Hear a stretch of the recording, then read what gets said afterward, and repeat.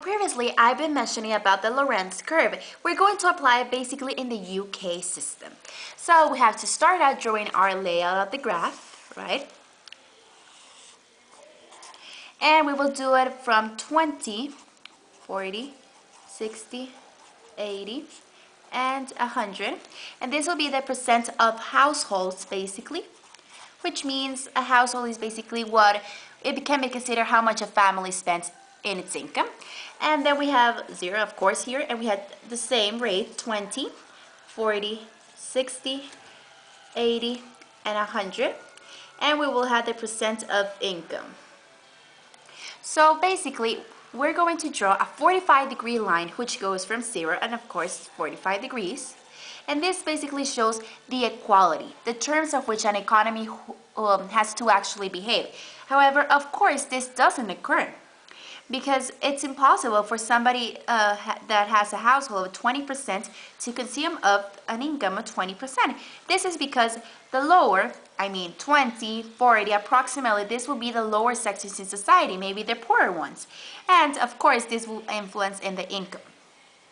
As a matter of fact, the most 20% of households won't have the 20% of household, as I mentioned before. They will have about, like, for example, 5%. And this, of course, must finish at 100 and 100. Of course, we have to include the Lorenz curve. The Lorenz curve basically goes this shape. This is just a quick sketch of it. So basically, if this is our Lorenz curve, it will actually show that it's reaches by income. From another term, we will also have that the more bent the line is, or the more separated it is from the 45-degree line, it means that the more the government has to apply taxes and benefits to push the line into this sector who will make it more equal. This can be a typical Lorenz curve. We have actually just done it with n rates and just to explain the theory of this curve. However, it will change, of course, if we are applying it to two countries. Just to mention, remember that the more separated it is from the 45-degree line, it means the more economic development is happening in the country, but the less the government is applying taxes and benefits. This is a Lorenz curve with two countries. Basically, let's say that country A is the UK and country B is China. Of course, this might not be correct, but it's quite of an example of how the Lorenz curve works with two countries. Remember that the Lorenz curve shows that how equal is the distribution of income. So basically, remember that please it's not a scale diagram, but it shows the main idea of it. So for example, let's say that country A, which is the UK, has a curve like this, while country B has a curve like this. So, based for it, we can say that B has a more equal distribution of income. However, we might think that this might be because it's a more developed country, but this is not right. Maybe B is it's just a country that actually has a better distribution of income because its economic growth is lower. Basically, country A can be separated with this wage because it has a highly more economic growth, meaning that it's having more market failures as basically the government is allowing less taxation to occur and less supply policies as well. So for example, we can say from the UK, how do we compare these two countries together? So if UK is country A, and basically we know that from the years of 2002 to 2003, it had a development rate of 0.33, right? And then we have the country of China from the years of 2006, which had an economic rate of 0.47.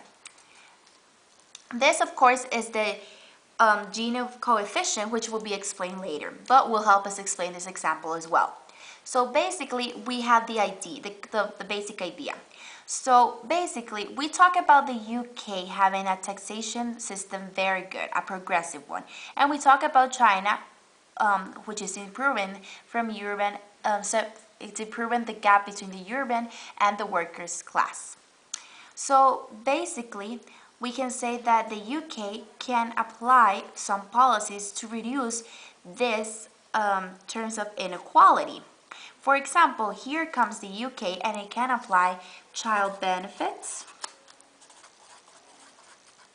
It can also have an income guarantee. It can also apply pensions and tax credits. Therefore, we have the reason in which Melissa Delgado talked about this subject. She explained a little bit the taxation system and why does the child benefits exist. Maybe because the UK was strongly developing, however, it was creating a wider gap between the rich and the poor. In the case of China, we talk a little bit about this as well. However, we have indeed to remember that China's political system had changed from 1994 and also its taxation system. Therefore, China might be in country B or maybe slightly more in the middle of A and B because it has a Gini coefficient of 0.47. So basically, in the end, we can say that China indeed it's now applying its policies because mainly its main aim is to decrease the line between the rich and the poor. So once again, the Lorenz curve is a demonstration of the distribution of income, and it can be applied into one country or into the two countries. The Gini coefficient is sometimes used because people don't believe that the Lorenz curve is actually such an approximate of what is currently happening in the distribution of income. Basically, it is also used because some people believe that so much curves and so much lines and stuff basically confuse them. So the Gini coefficient is basically beneficial. So basically, this is talking about the same line, the 45-degree line we have over here, remember? And basically, we have only one line, which again shows the Lorenz curve, well, basically. And then we have this difference, right? So basically, in the end, it is said that if we get the area between the 45 degrees and the Lorenz curve, and we divide it into the entire area, we will get the Gini coefficient. The measured area of A is a proportion of the entire area, basically. So basically, it has a theory of 0 to 1. If the country is extremely well distributed, it will be 0. While if the country is not so well distributed in terms of income as well, this will mean that it will be closer to 1. Basically, it can be argued that mostly developed countries will be in the rate of 0, and mostly undeveloped countries will be in the rate of 1. So basically, it gives us an actual number. That's why it's so useful. Basically, the Gini coefficient is used by the UN as well to know approximately how is the country standing in terms of the distribution of income. Just a reminder, remember that the UK has a 0.33 in the Gini coefficient and China has 0.46. Currently, it was said that in 2007 this rate was growing and to 0.47. However, nowadays we know that this rate has decreased because of the political changes that have occurred in the economy, and the same with the UK. So this is all, my friends, about the Gini coefficient and the Lorenz curve. We hope you have enjoyed it and you have learned about it. It is quite a complicated theory, but once you know it, it's easy to apply it. Remember, everything we show you about the UK and China's taxation system has to do with this, has influence in that. Thanks very much, and we hope you had a great time.